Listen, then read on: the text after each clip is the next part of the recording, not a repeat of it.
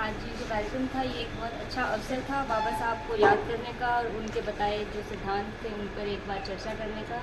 और ये जो अभिलेखागार है यहाँ पर जो भी रिकॉर्ड्स ऊपर हमने गैलरी में देखे ये वाकई बड़े नायाब हैं एंड एक बड़ा ही अच्छा ज़रिया है अपनी हिस्ट्री और कल्चर को जानने का। उन्हें बाबा साहब की इस जयंती के अवसर पे आप सभी के साथ में अपनी कृतज्ञता व्यक्त करते हुए आपके जीवन को बदलती है, अच्छे पैसे आते हैं, अच्छी नौकरी आती है, अच्छा ज्ञान आता है। उसके साथ जिलाधीश महोदया नम्रता मैम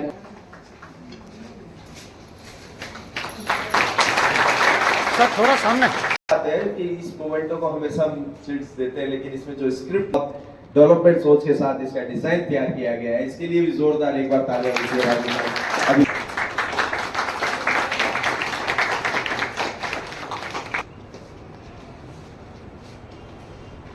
मैं सबसे पहले तो हमारे आज के मुख्य वक्ता नम्रता मैम का उनका धन्यवाद देना चाहूँगा कि वो खुद एक ऊर्जा की शक्तिपुंज हैं, खुद प्रेरणास्पद हैं और ख़ासतौर पे युवाओं के लिए एक बड़ा इंस्पिरेशन सोर्स है। तो ma'am it is all design just because of your inspiration. Actually what happened ma'am, 8 तारीख को जब वर्ल्ड वुमेंस डे था तो हम लोगों ने 7 तारीख का प्रोग्राम रखा था एंड वी गॉट कि भाई आपकी परमिशन मिले और हम लोगों ने सब चीज़ें डिज़ाइन करी, वो तो राजमहल में सारी चीज़ें हुई।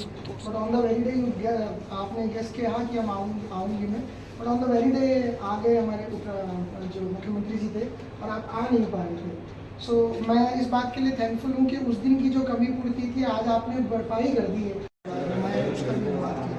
मतलब जो सबसे अच्छे हैं फेमस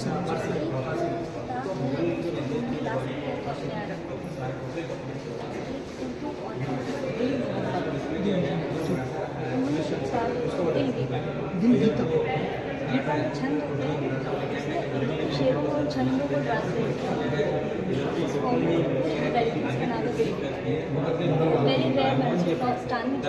देखिए, सबसे पहले तो मैं आपके माध्यम से आंगन को बाबा साहब की 134वीं जन्म जयंती के ऊपर सबसे पहले बधाई देना चाहता हूँ।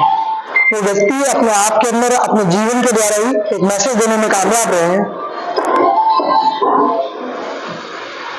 मैडम जिलाधीश महोदय नम्रता कृष्ण मैम आए और उनका जो व्याख्यान का वक्तव्य विषय था वो था डेमोक्रेसी एंड एजुकेशन, लोकतंत्र और शिक्षा। हम सब जानते हैं पूरे देश के अंदर इस समय लोकतंत्र अपने प्रचुर स्तर पर चल रहा है, लेकिन किस तरीके से लोकतंत्र ने शिक्षा को और वो भी एक समान शिक्षा बढ़ावा दे रही है, ये बहुत जरूरी था। और बाबा साहब ने अपने पूरे जीवन चक्र के अंदर ये बात दिखाने की कोशिश करी है कि किस तरीके से शिक्षित व्यक्ति ही देश समाज के लिए एक युक्ति, एक समझता है, एक प्रकार से एक एसेट साबित हो सकता है। मैम ने भी अपने ही पूर्व में बताया कि संगठित रहे और शिक्षित बने। ये बहुत बड़ी चीज थी जिसका एक मैसेज बाबा साहब के जीवन से और मैडम ने अपने व्याख्यान वक्तव्य से भी, अपने उद्बोधन से भी हमको दिया। रही बात म्यूजियम को विजिट करने की, तो ये एक ऐसा अवसर था कि बीकानेर के अंदर एक बड़ा टूरिस्ट सेंटर के रूप में अभिलेखागार अपने आप को स्थापित करना चाहता है। ऐसे में इस तरीके के जितने भी बड़े डिग्निटीज हैं, महानुभाव हैं, वो सब आते हैं, तो इससे आम जन के अंदर ये संदेश जाता है कि बीकानेर का ये म्यूजियम भी टूरिज्म फ्रेंडली है, ना केवल बल्कि नॉलेज प्रोवाइडेड भी है। हिस्ट्री के माध्यम से कैसे पास्ट के माध्यम से हम अपने फ्यूचर को स्ट्रॉन्ग कर सकते हैं या उसको बेटर बना सकते हैं, ये बताने के लिए ही अभिलेखागार बने हैं। अभिलेखागार कस्टोडियंस होते हैं उस रिकॉर्ड की, जो कि हमारे पास्ट के अंदर हुई एक्टिविटीज को केंद्रित करता है, उनके ऊपर निर्भर होता है। तो यही कोशिश है हमारे द्वारा भी कि हम लोग किसी तरीके से अभिलेखागार के अंदर संधारित 40 करोड़ पेजेस जो रखे हैं उनके अंदर से इतिहास के उस एस्पेक्ट को लेके आए जो आम जन के लिए प्रेरणास्पद हो और साथ साथ में नए भविष्य के लिए, युवाओं को प्रेरित करने के लिए, शिक्षित बनने के लिए, उनको मजबूत बनने के लिए हम इतिहास से ऐसे रेफरेंस से सशक्त रूप से उठाएं जो उनको स्ट्रांगली प्रोवाइड कर सके। मूलचंद जी।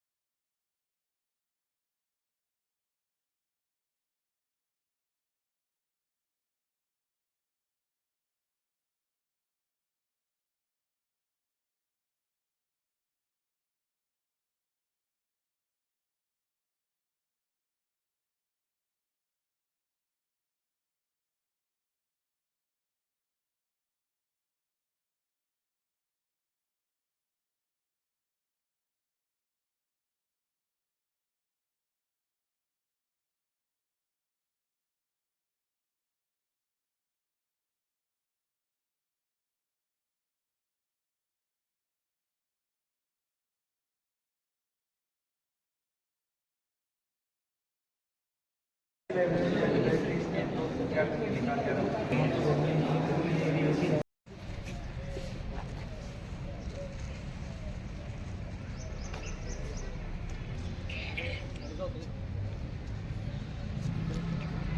सी पीछे हो जाओ यार, पीछे हो जाओ, ग्रुप थोड़ा कट रहा है ना।